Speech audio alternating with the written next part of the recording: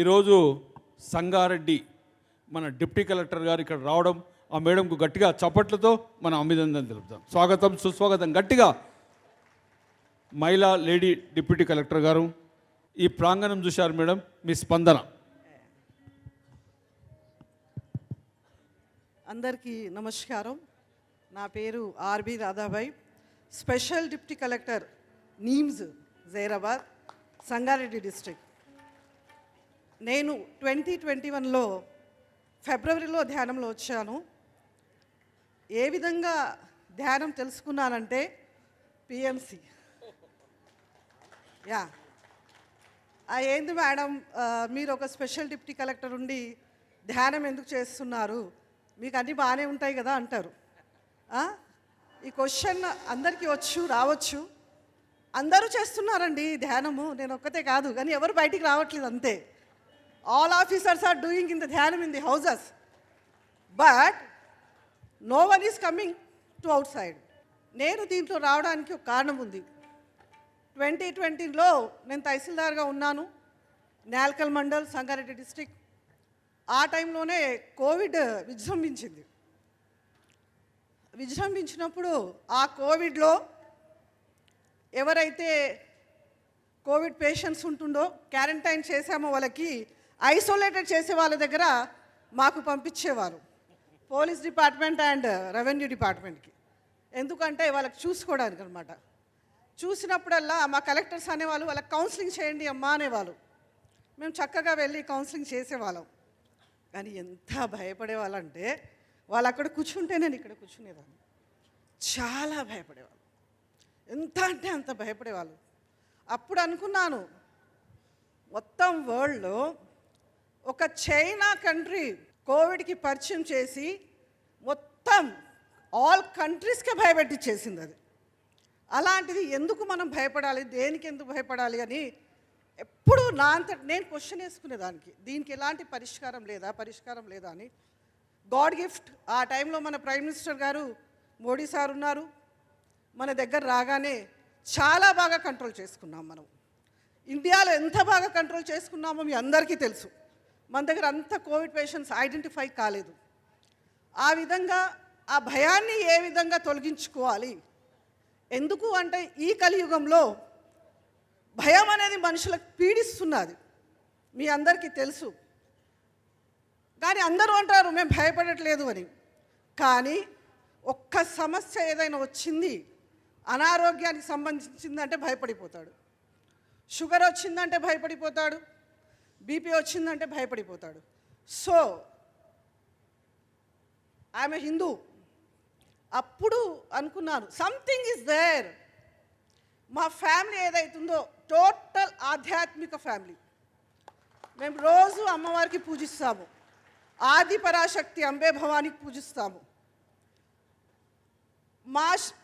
నా జీవితంలో చాలా అద్భుతాలు జరిగినాయి, కొన్ని కాదు చాలా జరిగినాయి.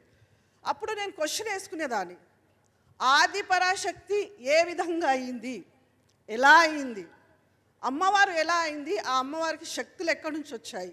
నేను ఎప్పుడు నా నోట్ల నుంచి ఒక వాక్యం వచ్చేది, నేను అమ్మ కూతుర్ని, నేను ఆమె అంశాన్ని అనేదాన్ని. ఎప్పుడు నేను ఆమె అంశాన్ని అనేదాన్ని, ఆటోమేటికలీ నా దాంట్లో నుంచి వచ్చేది, నేను ఆమె అంశాన్ని అని. When I was enter in the PMC, ఎప్పుడైతే నేను పత్రిజీ సార్ని చూశాను, సంథింగ్ ఈజ్ దేర్ ఇన్ సనాతన ధర్మం. ఏదో ఉంది ధర్మంలో, ఏదో ఉంది సనాతన ధర్మంలో, ఏదో ఉంది, సంథింగ్ ఈజ్ దేర్. కాబట్టే మన దేవతలందరూ పరబ్రహ్మ స్వరూపాలయ్యారు, చైతన్య శక్తిగా మారారు. సో నేను అప్పుడు స్టార్ట్ చేశాను, సంథింగ్ ఈజ్ దేర్ అని. అప్పుడు పిఎంసిలో మా మహాపిత బ్రహ్మర్షి పత్రిజీ మాస్టర్ కనిపించారు. 1 అవర్ నేను ఆ ఎపిసోడ్ టోటల్ చూశాను. చూసిన తర్వాత ధ్యానం చేస్తే సర్వ రోగ నివారణి అని చెప్పడం జరిగింది.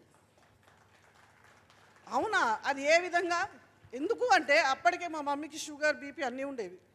నేనే హాస్పిటల్ తీసుకెళ్లేదాన్ని, రోజు తెలుసు కదా షుగర్ పేషెంట్స్ ఏ విధంగా ఉంటారు. అబ్బాయి ఇంద్రబాబు అనుకునేదాన్ని. అలా ధ్యానంలో కూర్చోవడం స్టార్ట్ చేశాను. పిఎంసి చూసిన తర్వాత నేను వెతుకున్నాను ధ్యానాన్ని. అది మహాగురు సుభాష్ పత్రిజీ మాస్టర్ దగ్గర నుంచి నాకు దొరికింది. ఎందుకు అని అంటే ధ్యానం గురించి ఎవరు చెప్పరు, అన్నీ చెప్తారు, విజ్డమ్ ఇస్తారు, నాలెడ్జ్ ఇస్తారు, ఆల్ ఇస్తారు, మంత్రం ఇస్తారు, తంత్రం ఇస్తారు, కానీ ధ్యానాన్ని ఎవరు ఇవ్వరు. మా గురువు గారు రామరావు మహారాజ్, ఆయన గురువుగారు సేవాలాల్ బాపు, వాళ్ళ దైవం అంబే భవాని. సో ఆ విధంగా నేను ధ్యానంలో రావడం జరిగింది. ధ్యానం చేసుకుంటూ పోయాను. అప్పుడు మేడంకి వెతికితే సుజాత మేడం నాకు మాస్టర్గా దొరికింది సంగారెడ్డిలో. మేడం నేను ధ్యానం చేద్దాం అనుకుంటాను, ఏ విధంగా చేయాలి చెప్పండి నాకు అంటే తను 41 డేస్ రోజు 1 అవర్ చేయండి అని చెప్పడం జరిగింది. ఎప్పుడైతే నేను ధ్యానంలో కూర్చోవడం స్టార్ట్ చేశానో నేను అద్భుతాలు చూశాను. విశ్వాన్ని నా అరచేతుల్లో చూశాను. విశ్వాన్ని నా అరచేతుల్లో, నా డ్రీమ్స్లో నేను చూశాను. నేను అడిగింది ఒకటే, నాకు నా అరచేతిలో విశ్వాన్ని చూపించండి అని.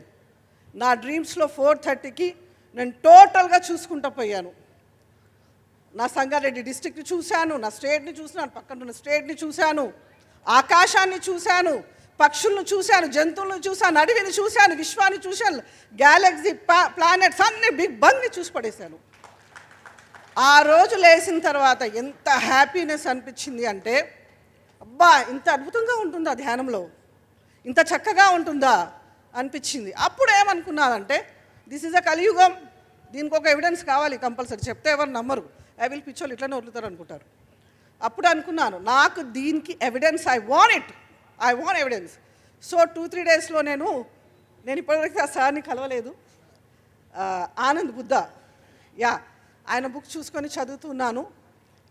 నాకు ఎవిడెన్స్ కావాలి, నేను నా అరచేతిలో చూసుకున్నాను. సో నేను వెన్న పేపర్స్ టర్న్ చేసేటప్పుడు చూస్తే అందులో అరచేతిలో మొత్తం విశ్వం ఉన్నది. కింద టోటల్ సముద్రం ఉంది, పైన ఆకాశం ఉన్నది, బర్డ్స్ ఉన్నాయి, మొత్తం గ్యాలక్సీస్ ప్లానెట్స్ అన్నీ ఈ చేతిలో ఉన్నాయి. సో ఆ కాపీ నేను దగ్గర పెట్టుకున్నాను. అనుభవాలు చాలా ఉన్నాయి. ఆరోగ్యంగా మారిపోతుంది, అది చాలా చిన్నది. ధ్యానం చేస్తే అనారోగ్యం ఇట్లా టిప్స్లలో వెళ్ళిపోతుందండి, టిప్స్ల జస్ట్ చుట్టుకి మారే तो अनारोग्यम पूरा चले जाता. लेकिन కృషి కంపల్సరీ, సాధన ఈజ్ వెరీ ఇంపార్టెంట్. సాధన చేస్తేనే ధ్యానం వస్తుంది, సాధన చేయకుంటే ధ్యానం రాదు.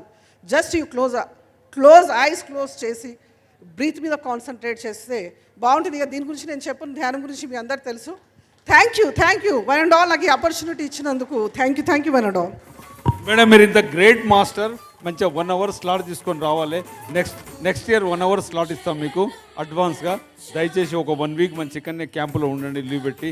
Sorry RDO madam, deputy collector madam గట్టిగా చప్పట్లతో, స్పెషల్ డిప్యూటీ కలెక్టర్ చూశారా మేడం ఎంత అద్భుతంగా ధ్యానంతో ఆమెకు వచ్చిన మార్పులు, being a first class magistrate ఆమె. Thank you madam, thank you very much madam.